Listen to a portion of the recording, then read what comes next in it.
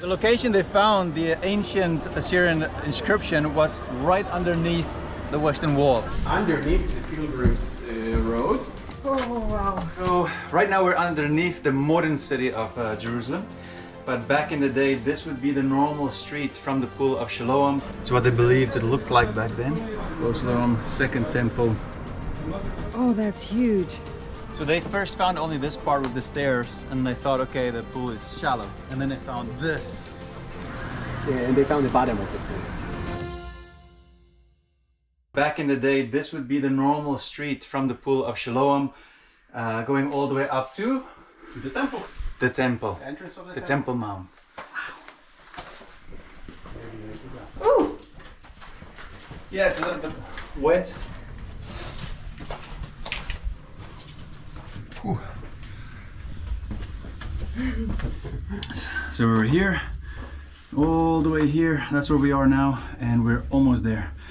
That's the temple area. There you can see Aviel.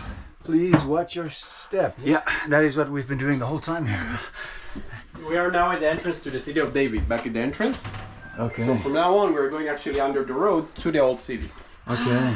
So we were walking basically not on the road, but whoop underneath. Ah, okay, it's The open. drainage system. Yeah. We just came into a little bit of a bigger area. The old water cistern. There's still water. Wow. They're basically under the area of the prayers of the Jews. And then it stops at some point. Okay? Now because they digged it under the more ancient parts of Jerusalem and they went through them, so some of the rubble from older times just fell into the drainage system. Okay. So you had some stuff from David's time, Solomon's time, Hezekiah's time, and so on, and they were somewhere, and when they digged it, it just fell. It became part of the rubble here. Right, right. So, now when the archaeologists are digging there, this is an active archaeological site. So this is it. We're just outside. You can see the wall here. You can see the excavations there in the background as well. There are two areas. One area where they worship, and the other area where they have the excavations. They were digging there, they took some of the dirt, and they took it and they moved it somewhere else, and they went through it and they looked what they could find, and what they found, one of the things they found was a small piece from the king of Assyria to the king of Judea. The drainage tunnel that we walked through continues and it reaches pretty much the center of the floor here, of the area where they pray, and then it stops. And this is where they found it. They found it, they took the dirt and they took it somewhere else, and this is where they went through with it and they found the inscription. It's a very small one, but very significant. Yeah. From the king of Assyria to the king of Judea, accusing him that he's not paying his taxes on time. And this is the first letter we get straight from Assyria to Judea that we found here. We found some stuff there in Iraq, but the first one we found here that shows the direct connection between the Assyrians and the Judeans. This is for much before this part of the digging, but it's sort of a rubble, older rubble that fell into it. Yeah. So this is where, a little bit further, this is where they found it. Amazing. The one that now we published about in the news. Right. Okay. That's it. And this is around 700 years before Jesus came to Earth, around there. Yes.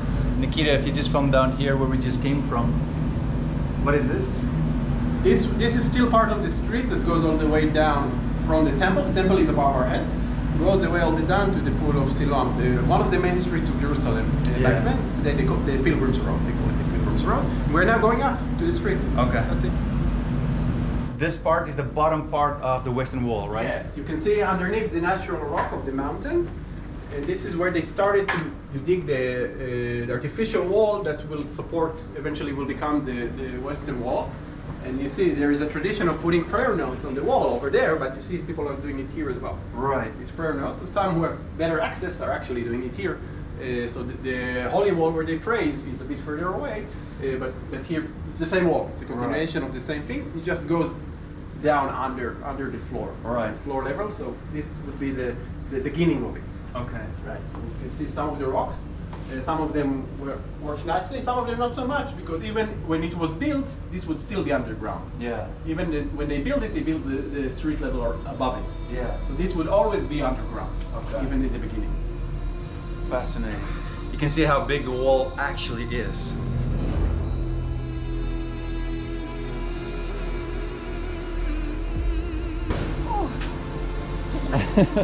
So this is it, we're just outside. You can see the wall here, you can see the excavations there in the background as well. So right here we see the Temple Mount all the way up there. Welcome to the Temple Mount.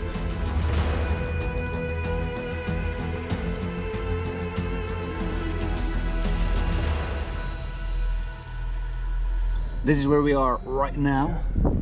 Yeah. And you see this thing sticking above our heads, right? Yeah, Yes. the rock. This is part of the bridge, the big bridge that we saw, and all the rock that fell down, including those that we saw before under. We went underneath. This is the destruction of the bridge by the Romans. There is a famous picture of someone standing here, Wilson, the one who researched it, and he's standing all the way up there and he's touching it. That's like in the 1850s, something like that. So this was underground, covered with ground, Yeah. right? So and all of this is pretty new archaeological digging that was done after the 6 Days War.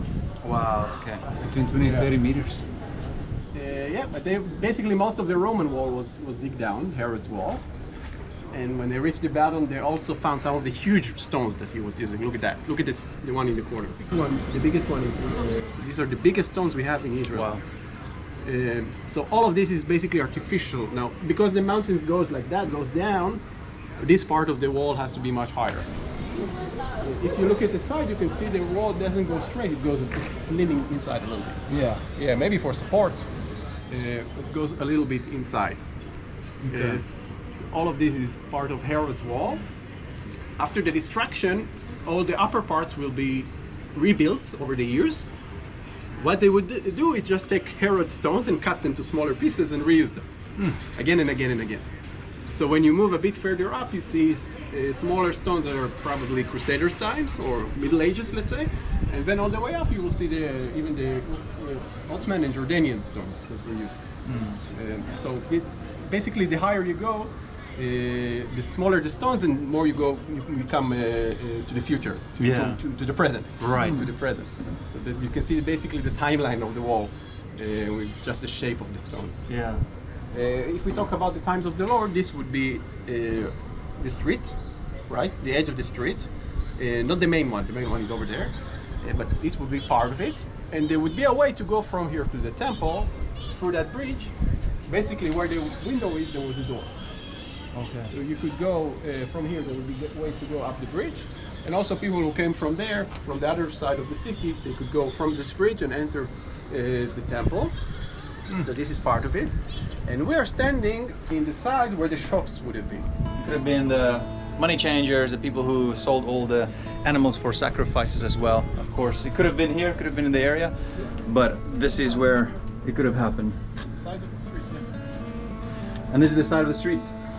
Yeah, the shops would have been in both sides of the street. Yeah. Well, over there it's also shops. This is the area where Jesus could have taken out the whip as well.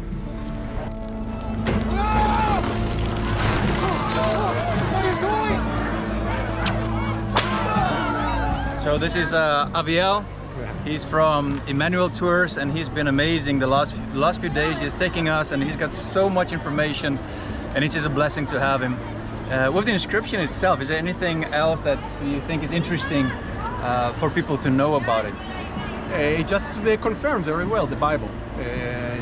Because some people are saying if it's only in the Bible, maybe it's not exactly true. Yeah. But it fits right there. The Assyrian control over Judea, and the fact that actually the Judeans are rebellious and they don't want to pay. Yeah. That's actually what brought eventually the destruction of many cities in Judea. Yeah. In the time of the Assyrians. Jerusalem was saved because of God's angel, but the rest of it was destroyed. So Right. it shows the connection, the control, and also the rebellion. Yeah. It's amazing. Aviel, of course, he's a Messianic Jew, right? So he believes in the Messiah. But when he started the conversation, he says, well, it just proves the Bible is true, right? It's like usual. He knows all the archaeology, everything points to Jesus and that the Bible is true. Amazing. Yeah. For those who still need evidence. Wow. I like how you're talking. It just proves the Bible is true. Yeah,